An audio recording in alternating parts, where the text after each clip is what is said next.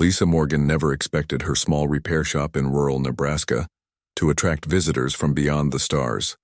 She was just a simple mechanic with gifted hands and a talent for fixing things that others deemed unfixable. Her shop sat at the edge of Harvest Creek, a town so small it barely appeared on maps. The repair shop had been her father's before arthritis forced him to retire. At 67, Lisa had learned everything from him, starting when she was just 8 years old, standing on a wooden crate to reach the workbench watching as he brought broken things back to life. Now at 34, Lisa ran the shop alone, her reputation spreading through the county as someone who could fix anything from toasters to tractors, from antique watches to modern tablets. People said Lisa had magic in her fingers, but she knew it was just patience and understanding. The shop itself was nothing special, a converted barn with high ceilings and large windows that let in plenty of natural light. Workbenches lined the walls covered with tools, parts, and various projects in different stages of repair. A small office area held her computer and a coffee maker that ran almost constantly. That rainy Tuesday had started like any other. Lisa arrived at 7, unlocked the front door and flipped the sign to open. She had a pile of repairs to finish: a microwave with a faulty magnetron, Mrs. Hall's sewing machine, and the sheriff's radio that kept cutting out during transmissions. By afternoon, the sky had darkened and rain pounded against the metal roof, creating a soothing rhythm as Lisa worked. The sudden storm had driven most people indoors, so she was surprised when the bell above her door jingled, announcing a customer. Looking up from the toaster she was fixing, Lisa saw a small figure wrapped in a shimmering cloak standing in the doorway beside what appeared to be a damaged robot. The cloak seemed to repel. Water droplets slid off it like mercury without leaving any dampness. "Can I help you?" Lisa called, setting down her soldering iron and wiping her hands on her already stained jeans. The figure stepped forward hesitantly, small boots making no sound on the wooden floor, then reached up with delicate hands to pull back the hood, and Lisa felt her world shift forever. The face revealed was clearly not human, though it had 2 eyes, a nose, and mouth. Everything was just slightly wrong. The skin was a pale lavender color with intricate patterns that pulsed with soft light. The eyes were entirely golden without pupils or whites, and where a human child would have hair. This little one had fine tendrils that moved gently as if floating underwater. Lisa blinked once, then smiled warmly.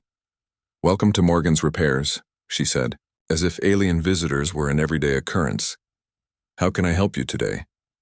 The little alien seemed surprised by Lisa's calm reaction. She stepped closer, clutching something to her chest. It was a damaged android about 2 feet tall with a cracked face panel and several exposed wires. "Can you fix her?" The child asked, her voice melodic and clear, though her lips didn't move exactly with the words. "This is Melody. She is my friend and companion, Lisa." Gently took the android, examining it with practiced eyes. Despite its clearly alien origin, she could see that many of the principles were similar to Earth technology, just more advanced. The android had a humanoid design with delicate features and what appeared to be a self-contained power source. "What happened to her?" Lisa asked, moving to her main workbench and clearing a space. "I was exploring places I shouldn't have been," the alien child admitted, following Lisa to the bench and watching anxiously. "There was a gravity fluctuation when we passed too close to a neutron star. Melody protected me, but she was damaged." Lisa nodded as if this explanation made perfect sense, rather than being the most extraordinary thing she'd ever heard. She asked, "What's your name?" The alien child straightened slightly. "I'm Princess Kiri of the Vexorian Empire, 3rd daughter of High Empress Vela," she said with formal dignity. Then her posture relaxed. "But you can call me Kiri. Well, Kiriam, Lisa Morgan," Lisa said, smiling as she began to carefully disassemble the android. "It's nice to meet you, though. I have to say you're my first customer from another planet." Kiri made a sound like wind chimes that Lisa realized was laughter. "We've been observing your planet for some time," she explained.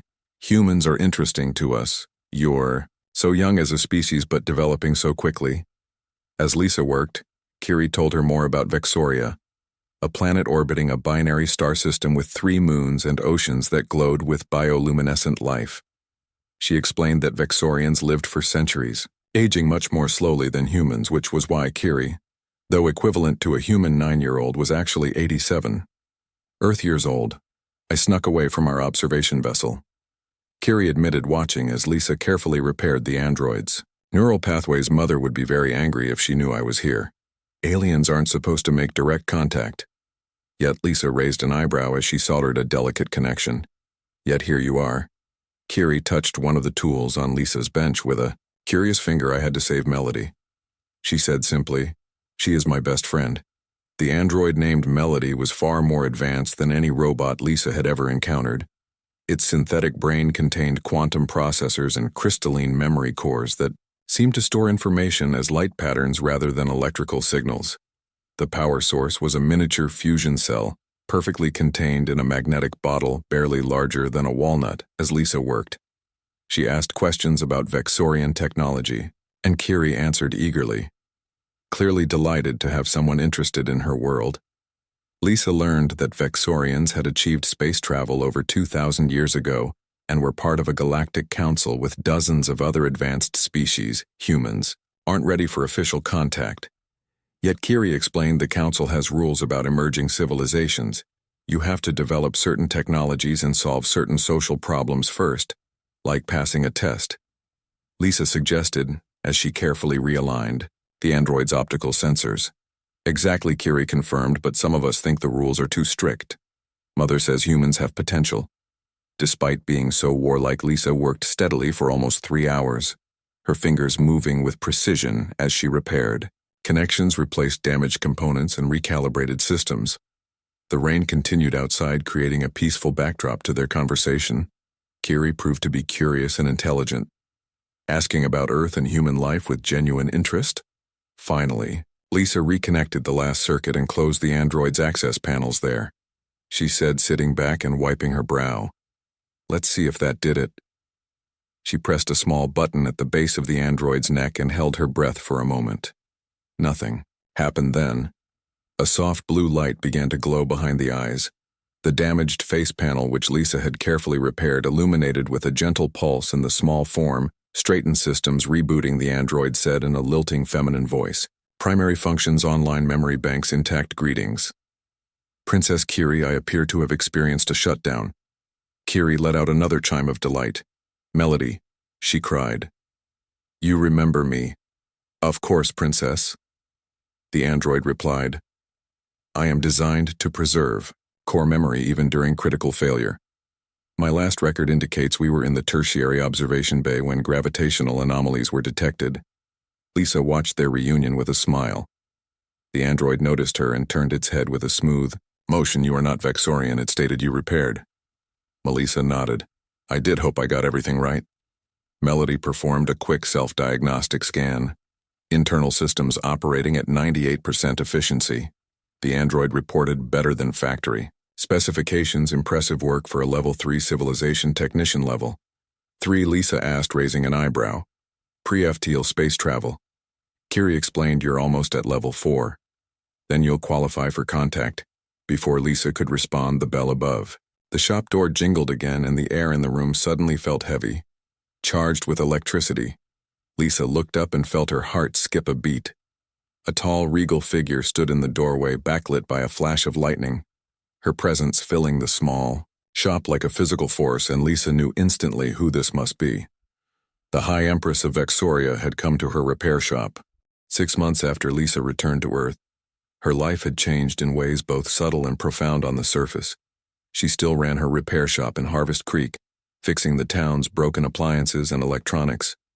But everything else was different. The knowledge crystals the Empress had gifted her contained information that had transformed Lisa's understanding of technology. She now saw patterns more clearly than ever, and could repair devices in a fraction of the time it once took her clients, marveled at her increased skills, attributing it to practice rather than alien knowledge. More importantly, she had begun developing new technologies in the back room of her shop, working late into the night, guided by the Vexorian understanding of energy systems. The first prototype was a small power cell that could run on ambient heat, converting thermal energy to electricity. With nearly perfect efficiency, Lisa was careful to introduce her inventions, gradually making them seem like logical extensions of existing human technology rather than revolutionary leaps. She had promised the Empress to help humanity advance, but not to disrupt the natural pace of development. She maintained regular contact with Kiri through the communicator, the young princess visiting in holographic form to check on Lisa's progress and share news of the Vexorian Empire. These conversations were the highlight of Lisa's week, giving her a window into the vast galactic community that humans would someday join. One evening, as Lisa was closing the shop, a black SUV pulled up outside and two people in suits stepped out. Her heart raced momentarily before she reminded herself that the Vexorian communicator was safely hidden, and her prototypes looked like normal human technology. "Good evening, Miss Morgan," the woman said, showing an ID card. "Department of Energy Special Projects Division. We were hoping to speak with you about your recent patent applications." Lisa invited them in, keeping her expression neutral as she offered coffee while the woman Alice Nguyen introduced herself and her colleague Sam Baker. They explained that the energy efficiency of Lisa's new designs had attracted attention from government researchers. "Your miniaturized power converter designs are remarkable," Miss Nguyen said, her eyes scanning the shop for signs of advanced equipment. "Where did you develop these concepts?" Lisa gave the cover story she had prepared. "I studied engineering in college," she said, then took over. "My father's repair business. I've always experimented with improving efficiency. It's just trial and error." Baker leaned forward, studying her with skeptical eyes. "You went from standard repair work to developing technology that our best scientists call theoretically impossible," he said. "That seems like quite a leap." Lisa shrugged. "Some people see patterns, others don't," she replied carefully. "I just follow where the designs lead." The agents asked more questions about her background, her education, and her workshop setup. Lisa answered truthfully where possible and vaguely where necessary. Eventually they seemed satisfied, or at least unable to prove their suspicions. Before leaving, Agent Nguyen handed Lisa a business card. "We're establishing a new research initiative focused on next-generation energy solutions," she said. "We'd like you to consider joining as a consultant. Your perspective would be valuable." Lisa promised to think about it, knowing this might be an opportunity to introduce more advanced concepts to a wider scientific community, but also aware of the risk of drawing too much attention too quickly after they left. She activated the communicator to update Kiri on this development. "I'm not surprised," Kiri said, her holographic form shimmering in the dimly lit shop. "Human governments monitor technological advancement closely for security implications. Do you think I should work with them?" Lisa asked. Kiri considered for a moment. The Galactic Council would advise caution, but carefully sharing some innovations could accelerate human development toward level 4 status. "Just remember the balance. Don't give them anything that could be weaponized." Lisa nodded, understanding the responsibility she carried. The Empress had trusted her to guide humanity's technological evolution at a safe pace too slow, and Earth would remain vulnerable to cosmic threats too fast, and humans might develop dangerous technologies before developing the wisdom to use them properly. The next morning, Lisa was repairing Mrs. Henderson's microwave when the shop door opened and a teenage girl entered. She had short red hair, bright green eyes, and moved with a confident stride that reminded Lisa of someone. "Can I help you?" Lisa asked. Setting down her screwdriver, the girl smiled. "I hope so. My name's Amy Chambers. I'm looking for an apprenticeship," she said, gesturing toward the help wanted sign Lisa had put in the window last week. "I know it's not glamorous work, but I've always been good with machines." There was something about the girl that caught Lisa's attention, a familiar spark of intelligence and curiosity. Reaching into a drawer, Lisa pulled out a disassembled clock movement with several missing parts. "Can you tell me what's wrong with this?" she asked, handing it to Amy. The girl examined the mechanism, turning it over in her hands, closing her eyes briefly, then pointing to 3 specific areas. "These gears are worn down," she said, "and there's a hairspring missing. Also, this pivot needs to be replaced. The whole movement is out of balance." Lisa felt a chill run down her spine. The girl had identified problems that would be invisible to most trained watchmakers without specialized equipment. "Are you from around here?" she asked casually. Amy shook her head. "Just moved to town. My aunt lives here. She said I'm staying with her while I finish high school." Lisa studied the girl more carefully, noticing subtle details, the unusual grace of her movements, the intense focus in her eyes, the way she had instantly understood the complex clock mechanism. "You're not entirely human, are you?" she said quietly. May froze her expression, shifting from shock to wariness to resignation in seconds. "How did you know?" she whispered. "Because I've met Vexorians," before Lisa replied just as quietly, "The touch of creation, it's in you too, isn't it?" The girl nodded slowly. "My mother is Vexorian. My father was human." She admitted they met during an early observation mission 30 years ago. What the council calls a bridge child. Lisa felt a surge of excitement. She wasn't alone, there were others who understood both worlds. "I'm friends with Princess Kiri," she said, "and Empress Vela. Once offered me a position in the Imperial fleet." Ami's eyes widened. "You're the mechanic who fixed the royal android," she said in awe. "You're a legend among bridge families, the human who impressed the Empress over tea in the back room." Amy explained that there were several dozen human Vexorian hybrids living on Earth. Children of diplomatic observers who had fallen in love with humans despite rules against such attachments. They lived quietly, using their enhanced abilities subtly, while helping guide human progress. "We're not supposed to reveal ourselves," Amy said. "But when I saw your patent designs, I knew you must have Vexorian knowledge. The patterns were unmistakable. My aunt suggested I apply for the apprenticeship to meet you." Lisa felt a weight lift from her shoulders, knowing she was part of a larger community working toward the same goal, the gradual enlightenment of humanity. She hired Amy on the spot, recognizing the value of having another person who understood both worlds. With Amy's help, the shop flourished their repair skills, bringing customers from neighboring towns and even cities. Their waiting list grew longer as word spread about the near miraculous fixes they could perform. Meanwhile, Lisa continued her work with the Department of Energy, consulting on new power systems that were efficient enough to impress the scientists but not so advanced as to raise suspicions. She introduced concepts, gradually presenting them as logical evolutions of existing technologies. 6 months into their partnership, Amy arrived at the shop with urgent news.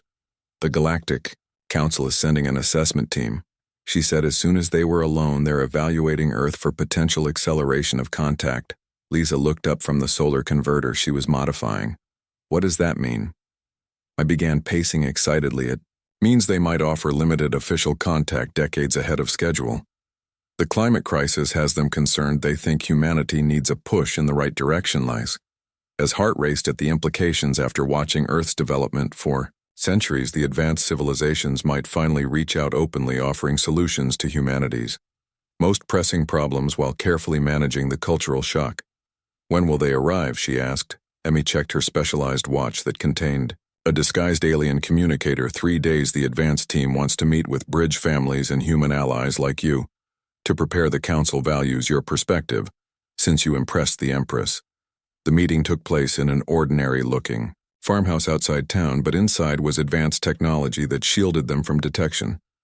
Lisa was nervous as she and Amy arrived, finding the living room already filled with people, some fully human, others with the subtle signs of hybrid heritage. A tall, distinguished man with silver-streaked hair introduced himself as the council's representative on Earth, Ambassador Trell. Though he appeared human, his mannerisms were slightly formal, his speech patterns revealing his true nature. "For centuries, we've observed your species." He addressed the group, some 20 individuals from various backgrounds, scientists, engineers, teachers, and others. "The Galactic Council has protocols for first contact that typically require a civilization to achieve certain technological and social milestones." The High Empress of Vexoria stood in the doorway of Lisa's humble repair shop, and time seemed to slow. Her presence was overwhelming. At least 7 feet tall, with the same lavender skin as Kiri, but covered in more complex patterns that shifted like living art across her form. Her tendrils were longer, forming what looked like a crown above her head, and her golden eyes seemed to see right through Lisa. Kiri immediately straightened her posture. "Hi, Empress Mother," she said formally with a small bow. "I can explain." Lisa felt a pressure in her mind, like gentle fingers examining her thoughts. The Empress moved forward with fluid grace. Despite her height, she wore a close-fitting suit that seemed made of liquid metal, constantly shifting. With her movements, no water had touched her. "Despite the storm outside, you have repaired the Princess Companion," the Empress stated, her voice somehow resonating directly in Lisa's mind rather than through the air. "I have observed your work through Melody's monitoring systems." Lisa swallowed nervously, Your Highness. She began, then paused, unsure of the proper protocol. I hope I didn't overstep. The Empress moved closer, studying Lisa with those unblinking golden eyes. Humans are considered primitive by many in the Galactic Council, she said, yet you repaired technology that our own specialists claimed was beyond salvation. How is this possible? Lisa glanced at Melody, who stood protectively near Kiri. I just understand how things work, she said. Simply always have some. People are good with music or math, I just see patterns in machines. The Empress did something unexpected. She bowed her head slightly in Lisa's direction, a gesture that made Kiri gasp. I see now why my daughter was drawn to your establishment, she said. You possess what we call the touch of creation, a rare gift even among the most advanced species. Turning to her daughter, the Empress tendrils shifted color from silvery white to a deeper purple. Kiri of House Vexoria, she said formally. Your unauthorized excursion violated Imperial safety protocols and Council directives on non-interference. Kiri lowered her head. I accept responsibility. Empress Mother, however. The Empress continued, her tendrils lightening again. Your instincts were correct, this human is special. Her patterns would have gone unnoticed in our scheduled observations. Her gift might never have been discovered. Lisa stood uncertain what to say as the two aliens seemed to communicate silently. For a moment, finally, the Empress turned back to her. I would offer you a position as Royal Technician Lisa Morgan, she said, extending a 7-fingered hand, each finger ending in what looked like a small glowing pad. Your skills would be valued throughout the Empire, and you would help bridge our world. Lisa stared at the offered hand. Her mind racing, an alien Empress was offering her a job in space, a chance to see technologies beyond human imagination, to be part of first contact between Earth and an advanced civilization. It was beyond anything she could have imagined.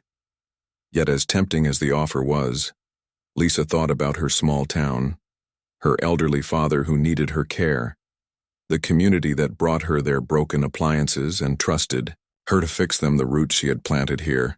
With a respectful smile, Lisa gently declined the immediate offer, though she suggested a compromise. Perhaps I could serve as a consultant when needed, she said carefully. I have responsibilities here that I can't abandon, but I'd be honored to help build a bridge between our worlds. The Empress was silent for a moment before her patterns shifted to a bright blue that seemed to indicate amusement or approval. A wise and honorable choice, she acknowledged. Perhaps we have underestimated humans after all. The Galactic Council will be most interested to hear of this encounter. Before they departed, the Empress placed a small device on Lisa's workbench. If you ever reconsider, or if you need to contact us, she explained, this communicator is keyed to your genetic signature. Only you can activate it. Kiri approached Lisa one last time, her small form suddenly hugging Lisa's waist. Thank you for fixing Melody. She said you will be in the Imperial histories. Now the first human friend of Vexoria, after they left, returning to their cloaked ship somewhere above Harvest Creek. Lisa sat in her quiet shop holding the small crystal Kiri had given her as payment and the communication device from the Empress. The rain had stopped and sunlight streamed through the windows. She knew her life had changed forever. Earth would eventually learn they weren't alone in the universe. And somehow Lisa Morgan, a small-town mechanic from Nebraska, would play a part in that historic moment. For now, though, she turned back to the toaster she had been repairing when Kiri first entered her shop.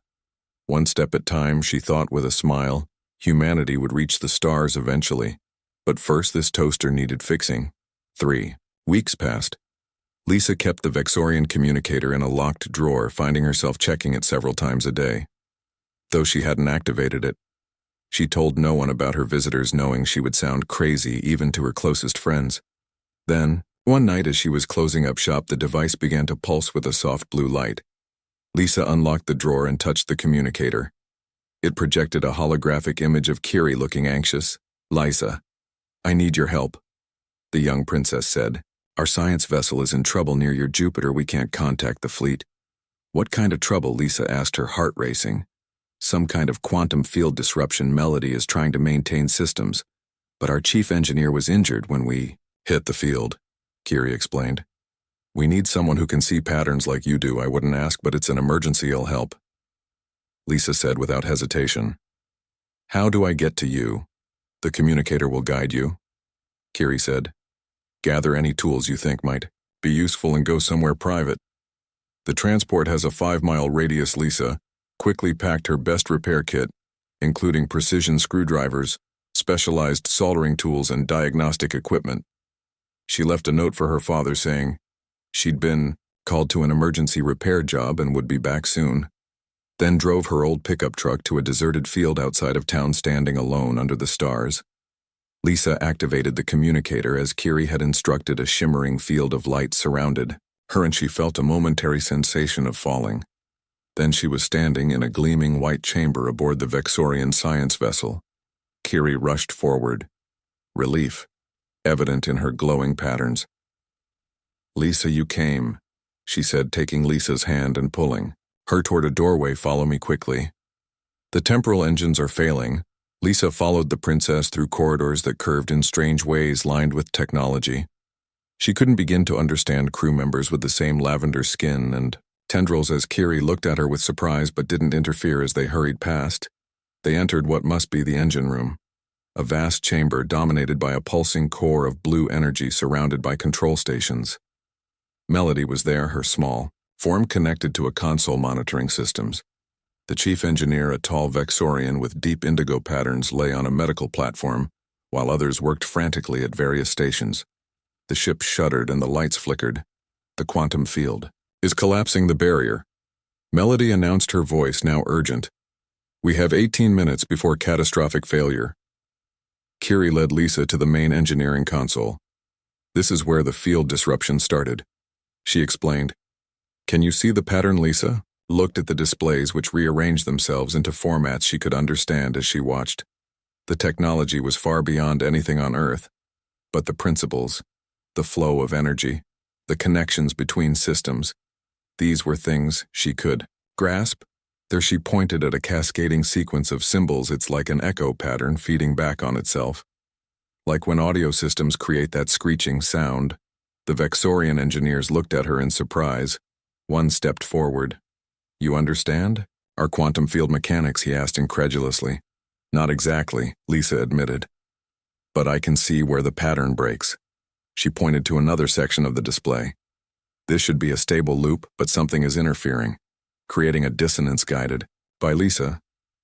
The engineers began making adjustments following her intuitive understanding of the patterns. They were skeptical at first, but as the ship's shuddering eased, they worked more confidently, implementing her suggestions. The work was intense.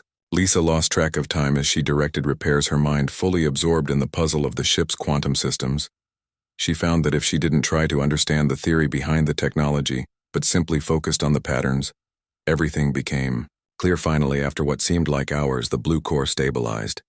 The flickering stopped and the ship hummed with renewed energy. Temporal quantum field restabilized. Melody announced all systems returning to normal parameters. The Vexorians in the engine room stared at Lisa with new respect. The assistant chief engineer approached and bowed deeply. "You have saved our ship and crew," he said formally.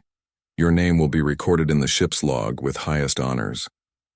Lisa felt exhausted, but exhilarated. She'd just helped repair a spaceship using technology centuries beyond Earth's development. She couldn't explain how she'd done it, only that the patterns had made sense to her when she stopped trying to analyze them intellectually. Kiri took her hand. Again beaming with pride, "I told Mother you were special," she said. "Now everyone will know." Lisa was given a tour of the science vessel after she had rested and eaten a meal of surprisingly delicious Vexorian food. The ship was primarily a research vessel studying Jupiter's complex weather systems and collecting data on solar activity. The 2 months of assessment passed in a blur of activity for Lisa and Amy. Their repair shop became a discreet meeting point for bridge families and assessment team members disguised as human visitors. The back room converted into a secure communication center shielded from detection. Lisa continued her regular work, maintaining her cover as a simple small-town mechanic, but her evenings were filled with detailed reports to the assessment team, explaining human reactions to various technologies and cultural concepts. She had become an unofficial ambassador herself. Translating between worlds, the council's decision arrived on a rainy Friday evening, delivered by Ambassador Trell himself. who appeared in Lisa's living room via a holographic projector. The council votes for limited contact.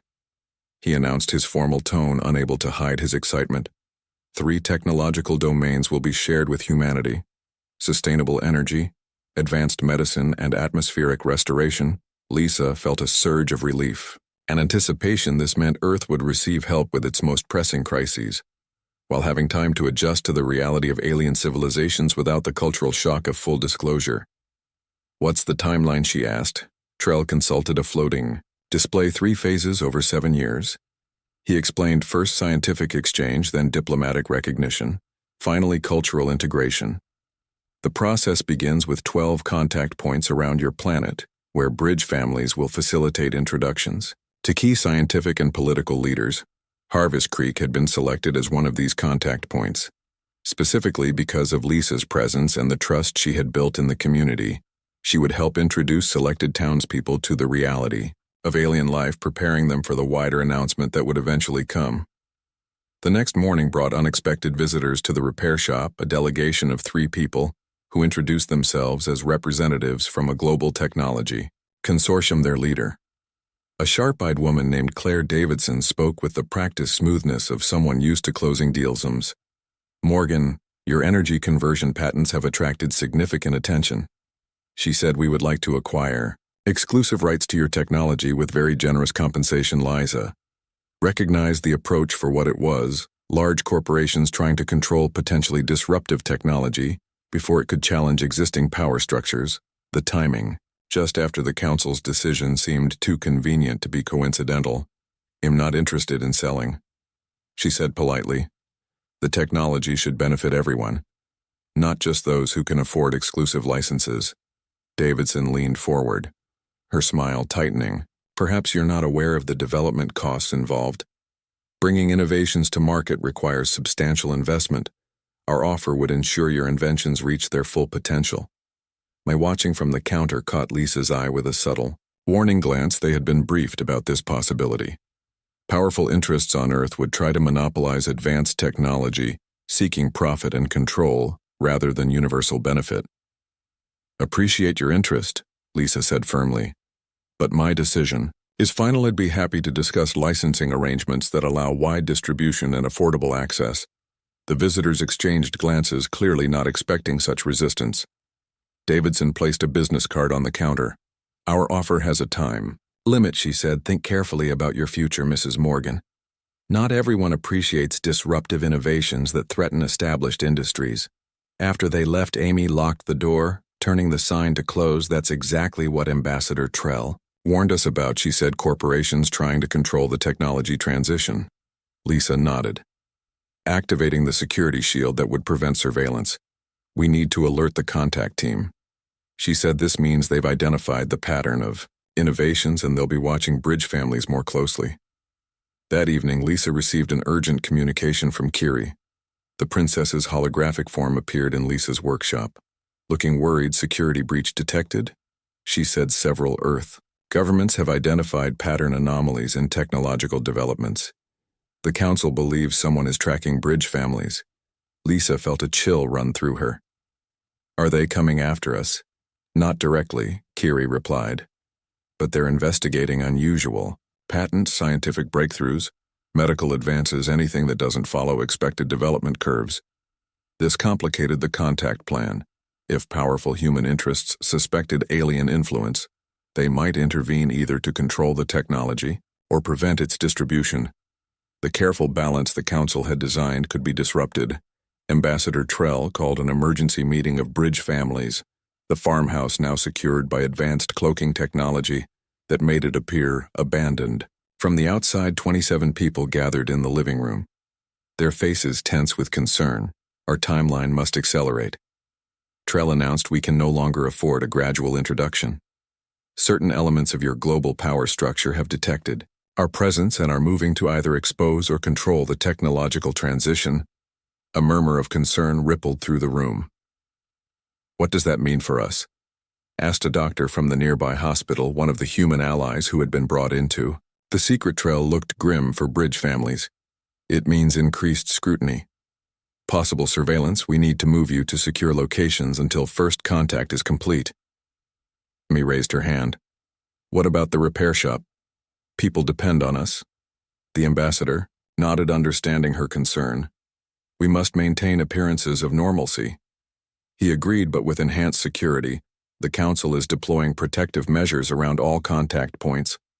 The meeting continued with detailed security protocols and revised timelines for contact. The plan now called for simultaneous announcements in all 12 locations rather than the gradual rollout originally intended.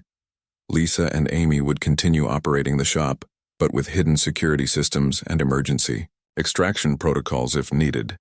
Returning to the shop the next day, Lisa found a black van parked across the street with tinted windows and satellite equipment on the roof. Apparently, the warning had come just in time. Amy noticed it too, casually closing the blinds as she activated the scanner hidden in the cash register. 4 surveillance devices, she whispered. Looking at the readout audio and video coverage of the main shop area, Liza nodded, continuing to work on a customer's laptop as if nothing were amiss. Looks like we're popular, she said, just loud enough for the bugs to pick up. Must be that new toaster model everyone wants for the next week. They maintained their cover, speaking normally about repairs and town gossip while communicating important information through a silent system of hand gestures and written notes that were immediately destroyed. Vexorian technology in the back room scrambled any advanced surveillance while making it appear the devices were functioning normally. The pressure intensified when Agent Nguyen from the Department of Energy returned, this time with a formal request. Lisa Morgan, the government would like your assistance with a classified research project. She said, her tone making it clear this wasn't merely a request. Lisa reviewed the documents, which essentially demanded she work exclusively for a government laboratory, developing her energy technology for undefined purposes. I'm sorry, she said, handing the papers back. But I have commitments here. People depend on my services. Nguyen frowned. This is a matter of national security, Miss Morgan. Your cooperation would be appreciated. The implied threat hung in the air. Lisa maintained her calm expression, remembering the council's guidance on handling such situations. I'm always willing to consult on specific problems, she offered. But I can't abandon my business or my community. After Agent Nguyen left with obvious disapproval, Lisa received a message from Ambassador Trell via the secure communicator. The council has moved up the timetable. He said first contact will occur in 72 hours. Simultaneous worldwide announcements backed by undeniable evidence. Prepare your community leaders. Lisa's heart raced at the implications. After centuries of speculation, humanity was just 3 days away from confirmed contact with alien civilizations. The careful plans for gradual introduction had been abandoned in favor of a direct approach. She and Amy spent the next day quietly reaching out to trusted figures in the community. The mayor, a level-headed woman named Susan Walker, the town Dr. Greg Martinez, and the high school science teacher Ben Phillips, discreetly inviting them to the shop after hours for an important meeting. That evening, as she prepared to reveal the truth to these community leaders, Lisa felt the weight of responsibility on her shoulders. These people trusted her. Their reactions would help shape how Harvest Creek responded to the coming announcement. The small group gathered in the back room of the shop, looking confused by the mysterious invitation, and Lisa took a deep breath. Friends, she began, I have something important to share with you, something that will change how you see the world for the next hour. She explained carefully about Vexorians, the Galactic Council, and the coming contact, showing them the communicator as evidence and introducing them to Kiri via hologram. Their reactions ranged from disbelief to wonder to thoughtful consideration. Why? Tell us first, Dr. Martinez asked once he'd recovered from the initial shock. Because Harvest Creek is one of 12 global contact points, Lisa explained, and I need your help preparing our community when the announcement comes. There will be fear, uncertainty. People will look to you for guidance. The day of first contact changed everything and nothing in Harvest Creek. The world watched in stunned silence as Ambassador Trell introduced humanity to the Galactic Council, explaining that advanced civilizations had been observing Earth for centuries and now offered friendship and limited technological assistance. In the small diner, Lisa watched the faces around her as they absorbed this revelation. Some showed fear, others wonder, many simply stunned disbelief. The waitress, a bridge, Family member moved quietly among the tables, offering reassurance and answering questions with practiced calm. When Trell mentioned the 12 contact points established around the world, including a small town in Nebraska called Harvest Creek, all eyes turned to Lisa. Somehow they knew instantly that she was connected to this moment.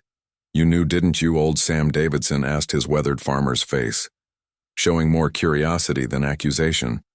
"That's why your repairs always work better than they." Should Lisa nodded, unable to deny it any longer. "I found out by accident," she admitted, "when I fixed a broken android for an alien child. It was never supposed to happen that way, rather than anger or fear." The townspeople responded with a surprising pride that Harvest Creek had been chosen one of only 12 places worldwide. Marge from the bakery summed up the sentiment when she declared, "Well, I always said this town was special. Now the whole universe knows it." Outside the diner, the black vans that had been conducting surveillance were now surrounded by local police chief Cooper. Having been briefed by the mayor, had ensured that government agents would not interfere with the town's designated role as a contact point. The afternoon brought a controlled landing of a Vexorian diplomatic shuttle in the town's central park, a sleek silver craft that descended silently, witnessed by hundreds of gathered residents who had received emergency text messages from Mayor Walker asking for calm and respect. Lisa and Amy stood at the front of the crowd alongside the mayor, doctor, and other community leaders as the shuttle door opened and Ambassador Trell emerged in person, followed by Princess Kiri and several council representatives of different species, each with distinctive appearances but all humanoid in basic form. "Welcome to Harvest Creek, Mayor," Walker said, stepping forward with remarkable composure. "We are honored by your visit and open to friendship." Trell bowed slightly in response. "The honor is ours," he replied, looking over the gathered humans. "Your community was chosen because it demonstrated the qualities we most admire in humanity: resourcefulness, adaptability, and the capacity for acceptance of differences." Kiri broke protocol, rushing forward to embrace Lisa, her tendrils glowing with bright colors of excitement. "I told the council you were the perfect first contact," she said, loud enough for everyone to hear. "You proved humans were ready."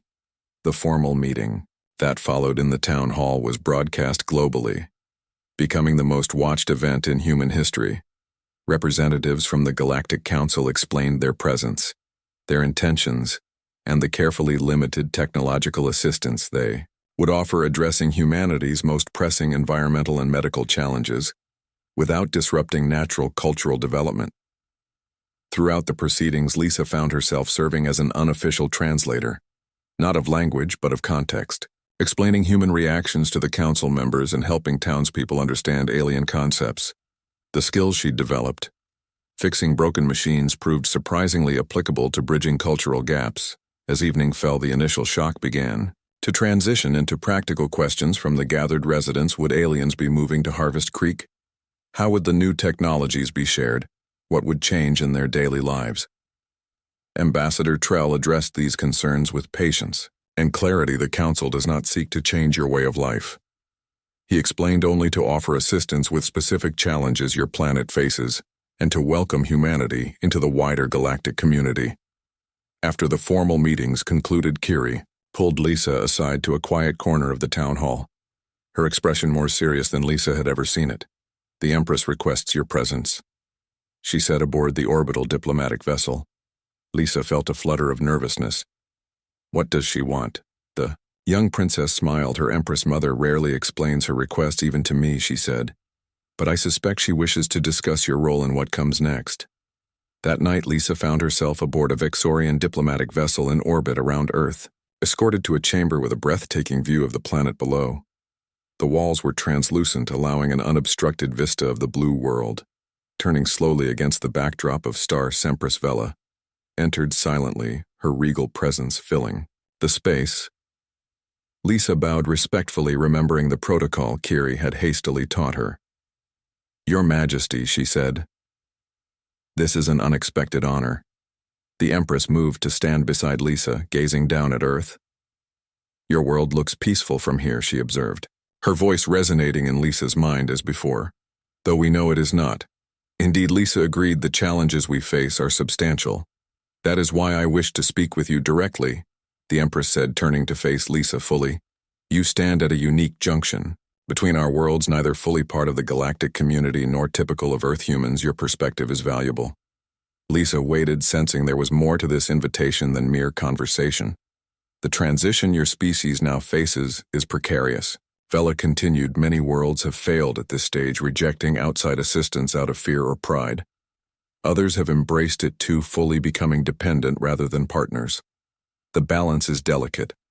I understand, Lisa said, thinking of the varied reactions she'd already witnessed among her neighbors, some eager to embrace alien technology, others suspicious of outside influence. The Empress patterns shifted to a contemplative blue. You declined my offer to join the Imperial fleet, choosing instead to remain on your world.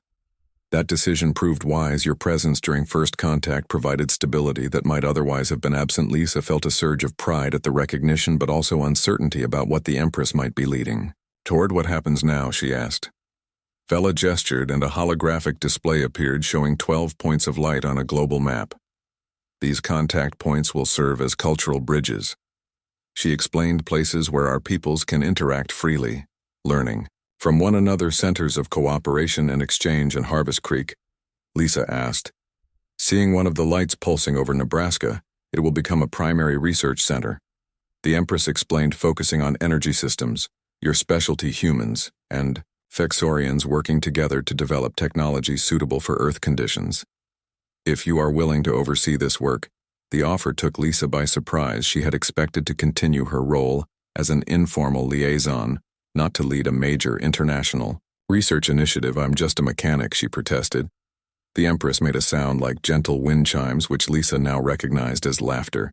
You are far more than that, Lisa Morgan. She said, you are a bridge builder. You understand both the technology and the people who will use it. Few possess both capabilities. After a moment's consideration, Lisa accepted the position, knowing it would allow her to ensure the new technologies were developed responsibly and distributed equitably, precisely the balance she'd tried to maintain with her own inventions. Returning to Harvest Creek the next morning, Lisa found the town transformed overnight. Temporary structures had been erected in the park, housing diplomatic staff and scientific teams. National Guard units had established a perimeter, keeping curious outsiders and media at bay, while townspeople moved freely, displaying special badges that identified them as residents. Emmy met her at the shuttle landing site, grinning widely. You're famous, she announced, holding up a tablet showing news headlines from around the world. Small-town mechanic becomes alien ambassador. Lisa's journey from fixing toasters to saving humanity. Lisa groaned at the sensationalism. I didn't save humanity, she protested. I just fixed a broken android. Exactly, Amy said, her eyes twinkling with amusement. That's what makes it such a great story. Ordinary person does ordinary kindness with extraordinary consequences. It's giving people hope that they could be part of this. Over the following weeks, Harvest Creek became a center of global attention as the research facility took shape. Converted from an abandoned warehouse on the edge of town, Lisa found herself dividing her time between overseeing the scientific collaboration and maintaining her repair shop, which she refused to close. You could have a corner office in that fancy new building, Chief Cooper commented one day watching Lisa fix his department's radio equipment. Why keep this place running? Lisa smiled, adjusting a component. This is where it all started, she said, and it still needed. People still have broken things that need fixing, regardless of what happens with the big projects. The repair shop evolved into something new, a place where Vexorian visitors could experience everyday human life, and where townspeople could ask questions about alien technology. In a comfortable, familiar setting, Lisa and Amy became cultural interpreters, helping both species understand each other. 6 months after first contact, the initial fear and sensation had given way to practical cooperation. The research center had produced its first prototype, a clean energy system based on Vexorian principles, but adapted for Earth materials and manufacturing capabilities. President Camden herself came to Harvest Creek for the demonstration,